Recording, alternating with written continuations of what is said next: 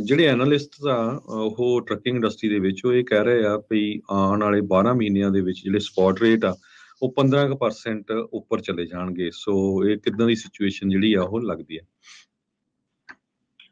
ਬਿਲਕੁਲ ਜੀ, ਜਿਹੜਾ ਹੁਣ ਇਸ ਵੇਲੇ ਆਪਾਂ ਜਿੱਦਾਂ ਕਿ ਪਿਛਲੇ ਸਾਲ ਤੋਂ ਆਪਾਂ ਗੱਲ ਕਰਦੇ ਆ ਰਹੇ ਹਾਂ, ਫੈਬਰਵਰੀ ਤੋਂ ਆਪਣਾ ਜਿਹੜਾ ਇਹ ਟਰੱਕਿੰਗ ਦੇ ਵਿੱਚ ਜਿਹੜਾ ਮੰਦੀ ਆ ਆਉਣੀ ਸ਼ੁਰੂ ਹੋਈ ਸੀਗੀ, ਤੇ ਹੁਣ ਆਲਮੋਸਟ ਆਪਾਂ 1 ਸਾਲ ਦੇ ਲਾਗੇ ਚਲੇ ਜਾਣਾ ਫਰਵਰੀ ਦੇ ਵਿੱਚ। ਸੋ ਯੂਜ਼ਲੀ ਜਿਹੜੀ ਟਰੱਕਿੰਗ ਇੰਡਸਟਰੀ ਹੈਗੀ ਆ, ਸਾਲ ਦਾ ਟਾਈਮ ਹੁੰਦਾ ਆ ਕਿ ਜਦੋਂ ਬਾਟਮ ਤੇ ਆਉਂਦੀ ਆ, ਤੇ ਫਰਵਰੀ ਜਿਹੜਾ ਮਹੀਨਾ ਹੈਗਾ, ਜਿੱਦਾਂ ਕਿ ਆਪਾਂ ਪਹਿਲਾਂ ਵੀ ਗੱਲ ਕਰ ਦਿੰਦੇ ਆ, ਜਿਹੜਾ ਕੁਆਟਰ ਹੈਗਾ ਇਹਦੇ ਵਿੱਚ ਆਪਾਂ ਨੂੰ ਇਹਦੇ ਐਂਡ ਤੇ ਆਪਾਂ ਨੂੰ ਫਾਈਨਲੀ ਪਤਾ ਲੱਗ ਜਾਣਾ ਸਟੈਂਡ ਕਰਦੇ ਆ ਜਿਹੜੀਆਂ ਚੀਜ਼ਾਂ ਹੈਗੀਆਂ ਇਸ ਵੇਲੇ, ਕਿਉਂਕਿ ਕਈ ਫੈਕਟਰ ਜਿਹੜੇ ਇਸ ਵੇਲੇ ਕੰਮ ਕਰ ਰਹੇ ਹੈਗੇ ਆ। ਥੋੜਾ ਬਹੁਤ ਰੇਟ ਇਨਕਰੀਜ਼ ਹੋਇਆ, ਇੱਕ ਤਾਂ ਵੈਦਰ ਦਾ ਫੈਕਟਰ ਹੈਗਾ ਕਿ ਵੈਦਰ ਜਿਹੜਾ ਆ ਉਹ ਕੁਝ ਖਰਾਬ ਚੱਲ ਰਿਹਾ ਹੈਗਾ, ਔਰ ਉਹਦੇ ਕਰਕੇ ਵੀ ਜਿਹੜੇ ਰੇਟਸ ਆ ਥੋੜੇ ਜਿਹੇ ਅਪਵਰਡਸ ਹੋਏ ਆ। ਦੂਸਰੀ ਗੱਲ ਹੈਗੀ ਆ ਕਿ ਕੈਲੀਫੋਰਨੀਆ ਦੀ ਜਿਹੜੀ ਆਪਾਂ ਗੱਲ ਕਰ ਲਈਏ ਕਿ ਕੈਲੀਫੋਰਨੀਆ ਦੇ ਵਿੱਚ ਜਿਹੜਾ ਐਮਿਸ਼ਨ ਦੇ ਨਵਾਂ ਰੂਲ ਜਿਹੜਾ 1 ਜਨਵਰੀ ਤੋਂ ਲਾਗੂ ਹੋ ਗਿਆ ਕਿ ਜਿਹੜੇ 2010 ਤੋਂ ਪਹਿਲੇ ਟਰੱਕ ਹੈਗੇ ਆ ਉਹ ਨਹੀਂ ਚੱਲਣੇ ਹੈਗੇ ਕੈਲੀਫੋਰਨੀਆ ਦੇ, ਤੇ ਉਸ ਦੇ ਨਾਲ ਨਾਲ ਜਿਹੜਾ ਸਵਾਬ ਚੈੱਕ ਪ੍ਰੋਗਰਾਮ ਸ਼ੁਰੂ ਹੋ ਗਿਆ। ਸਵਾਬ ਚੈੱਕ ਪ੍ਰੋਗਰਾਮ ਜਿਹੜਾ ਕਿ ਬਾਹਰੋਂ ਟਰੱਕ ਆ ਰਿਹਾ ਹੈਗਾ, ਜਿਹੜਾ ਕੰਪਲਾਇੰਟ ਨਹੀਂ ਹੈਗਾ, ਪਹਿਲਾਂ ਉਹ ਆ ਜਾਂਦੇ ਸੀਗੇ ਟਰੱਕ, ਲੇਕਿਨ ਹੁਣ ਉਹ ਟਰੱਕ ਜਿਹੜੇ ਆ ਕੈਲੀਫੋਰਨੀਆ ਦੇ ਵਿੱਚ ਮੋਸਟ ਪ੍ਰੋਬੇਬਲੀ ਨਹੀਂ ਆਉਣਗੇ, ਕਿਉਂਕਿ ਸਕੈਨਿੰਗ ਜਿਹੜੀ ਹੈਗੀ ਆ ਪੋਰਟ ਆਫ ਐਂਟਰੀ ਤੇ ਹੋਰ ਕਈ ਜਗ੍ਹਾ ਤੇ ਸਕੈਨਿੰਗ ਕੀਤੀ ਜਾ ਰਹੀ ਆ ਸਵਾਬ ਚੈੱਕਾਂ ਦੀ। ਸੋ ਮੋਸਟ ਪ੍ਰੋਬੇਬਲੀ ਉਹ ਥੋੜਾ ਜਿਹਾ ਕਪੈਸਿਟੀ ਨੂੰ ਘੱਟ ਕਰੂਗੇ, ਉਹਦੇ ਨਾਲ ਕਪੈਸਿਟੀ ਘਟੂਗੀ ਕੈਲੀਫੋਰਨੀਆ ਦੇ ਵਿੱਚ। ਸੋ ਕਪੈਸਿਟੀ ਜੇ ਘਟੂ, ਜਿਹੜੇ ਰੇਟ ਆ ਉਹ ਅਪਵਰਡ ਜਾਣਗੇ। ਸੋ ਇਹ ਚਲੋ ਇੱਕ ਚੰਗੀ ਚੀਜ਼ ਆਪਾਂ ਕਹਿ ਸਕਦੇ ਹਾਂ ਵੀ ਇਹ ਹੋ ਸਕਦੀ ਆ ਵੀ ਹੋਣ ਉੱਧਰ ਨੂੰ ਜਾ ਰਹੀ ਹੈ, ਕਿਉਂਕਿ ਆਪਾਂ ਰਾਈਟ ਨਾਓ ਟਰੱਕਿੰਗ ਦਾ ਬਾਟਮ ਜਿਹੜਾ ਉਹ ਦੇਖ ਰਹੇ ਹਾਂ, ਸਥਿਤੀ ਕਾਫੀ ਭਿਆਨਕ ਦੇ ਵਿੱਚੋਂ ਟਰੱਕਿੰਗ ਲੰਘ ਰਹੀ ਆ। ਸੋ ਦੇਰ ਇਜ਼ ਨਥਿੰਗ, ਹੁਣ ਇਸ ਤੋਂ ਬਾਅਦ ਉੱਤੇ ਹੀ ਆ, ਸੋ ਨਥਿੰਗ ਮੋਰ ਦੈਨ ਵੀ ਉੱਤੋਂ ਉੱਤੇ ਨੂੰ ਹੀ ਜਿਹੜਾ ਆਪਾਂ ਜਾਣਾ ਆ। ਸੋ ਜੋ ਇਹ ਚੰਗੀ ਗੱਲ ਆ, ਇਸ ਨੂੰ ਦੇਖਦੇ ਹੋਏ ਹੁਣ ਕੋਈ ਬੰਦਾ ਦੇਖਦਾ ਹੈ, ਕੋਈ ਸੁਣਦਾ ਆ, ਜਿਹੜਾ ਕੋਈ ਨਵਾਂ ਵੀ ਆਇਆ ਆ, ਉਹਨੇ ਕਹਿਣਾ ਯਾਰ 15% ਸਪੌਟ ਰੇਟਸ ਵੱਧ ਜਾਣੇ ਆ, ਹੁਣ ਕੀ ਆਪਾਂ ਟਰੱਕ ਇਕਵਿਪਮੈਂਟ ਦੁਬਾਰਾ ਖਰੀਦਣਾ ਸ਼ੁਰੂ ਕਰ ਲਈਏ, ਕੀ ਕਰ ਲਈਏ? ਜਾਂ ਜਿਹੜੇ ਅਜੇ ਵੀ ਉਸ ਗੇੜ ਦੇ ਵਿੱਚ ਫਸੇ ਆ, ਮਹਿੰਗੇ ਟਰੱਕ ਜਿਹੜੇ ਉਹਨਾਂ ਨੇ ਲਏ ਹੋਏ ਸੀ, ਇਕਵਿਪਮੈਂਟ ਜਿਹੜਾ ਉਹਨਾਂ ਦੇ ਲਿਆ ਸੀ, ਸੋ ਹੁਣ ਉਹਨਾਂ ਨੂੰ ਕੀ ਰਾਏ ਹੈਗੀ ਆ?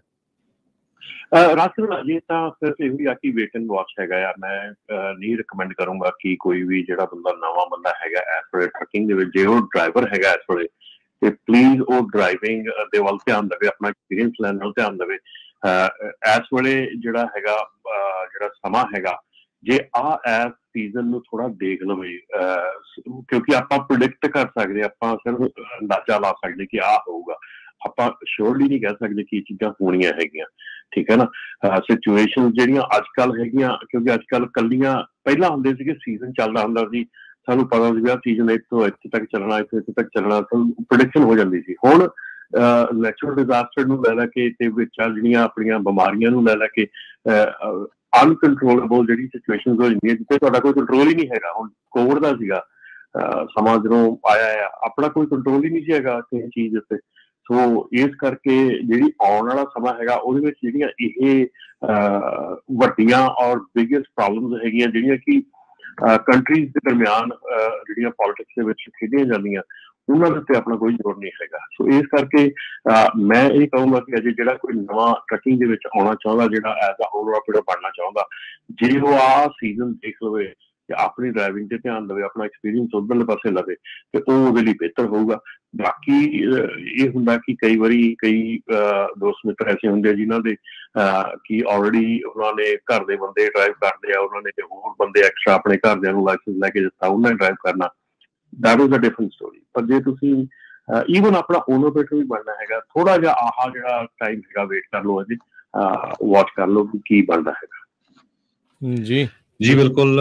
ਜਿਹੜੇ ਮੋਰਗਨ ਸਟੈਨਲੀ ਆ, ਉਹਨਾਂ ਦੇ ਐਨਾਲਿਸਟ ਰਵੀ ਸ਼ੰਕਰ ਆ, ਉਹਨਾਂ ਨੇ ਇਹ ਕਿਹਾ ਆ ਕਿ ਟਰਾਂਸਪੋਰਟੇਸ਼ਨ ਤੇ ਲੌਜਿਸਟਿਕ ਕੰਪਨੀਜ਼ ਦੇ ਵਿੱਚ ਜਿਹੜਾ ਫਿਊਚਰ ਆ ਹੁਣ ਥੋੜਾ ਬੈਟਰ ਹੋਊਗਾ ਆਉਣ ਵਾਲੇ ਸਮੇਂ ਦੇ ਵਿੱਚ।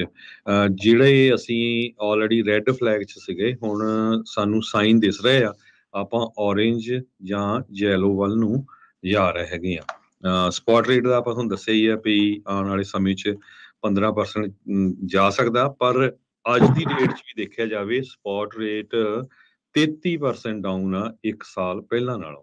ਸੋ ਹਜੇ ਸਾਰਿਆਂ ਨੇ, ਜਿਸ ਤਰ੍ਹਾਂ ਰਮਨ ਭਾਜੀ ਹੁਣੀ ਦੱਸਿਆ ਹੀ ਆ, ਵੀ ਬੜੇ ਧਿਆਨ ਦੇ ਨਾਲ ਸੋਚ ਸਮਝ ਕੇ ਜੇ ਕਿਸੇ ਨੇ ਇਕਵਿਪਮੈਂਟ ਖਰੀਦਣਾ ਹੈਗਾ ਆ ਉਹ ਖਰੀਦੋ, ਜਾਂ ਐਕਸਪੈਂਡ ਕਰਨਾ ਹੈਗਾ ਤੇ ਇੱਕ ਦੂਜੇ ਵੱਲ ਦੇਖ ਕੇ ਨਾ ਕਰੋ ਜਾਂ ਇਹ, ਕਿਉਂਕਿ ਜਿਨ੍ਹਾਂ ਨੇ ਹੁਣ ਤੁਸੀਂ ਦੇਖ ਲਓ ਚਾਹੇ ਉਹ ਟਰੱਕਿੰਗ ਸੀ ਜਾਂ ਉਹ ਰੀਅਲ ਸਟੇਟ ਸੀ, ਇੱਕ ਦੂਜੇ ਵੱਲ ਦੇਖ ਕੇ ਘਰ ਲਏ ਆ। ਹੁਣ ਉਹਨਾਂ ਦੀ ਸਿਚੁਏਸ਼ਨ ਕੀ ਹੈਗੀ ਆ।